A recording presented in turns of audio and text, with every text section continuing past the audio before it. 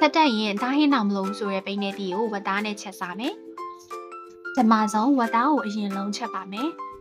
။ဝတ်သားကိုစီအနေငယ်စက်သွန်ဖြူနေချင်းထောင်းထားတာ၊ရောင်တင်မုံ၊စနွင်းမုံ၊ငပိအနေငယ်တို့နဲ့လုံးပေးလိုက်ပါမယ်။ရေမထည့်သေးပဲဝတ်သားရရေထွက်လာအောင်လို့နနာလေးလုံးပေးရပါမယ်။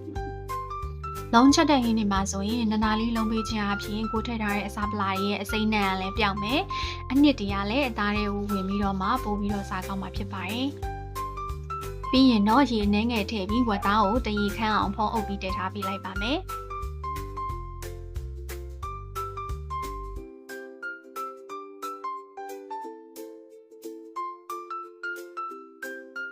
ဝတ်သားရေခမ်းပြီဆိုရင်ပိန်းနေသည့်နဲ့ခရမ်းချင်သည့်အနေငယ်ကိုထည့်ပေးလိုက်ပါရရှင်။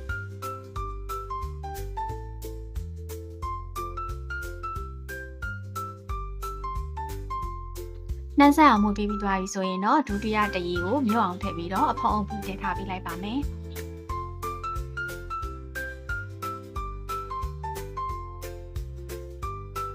ခုလိုနေထားလေးရောက်ပြီဆိုရင်တော့ရတာပေါ့ငံကိုတစ်ချက်မြည်ကြည့်ပါ tasty ရတော့စားနေငယ်နဲ့အသားမုတ်အနေငယ်ထပ်ထည့်ထားပါရရှင်။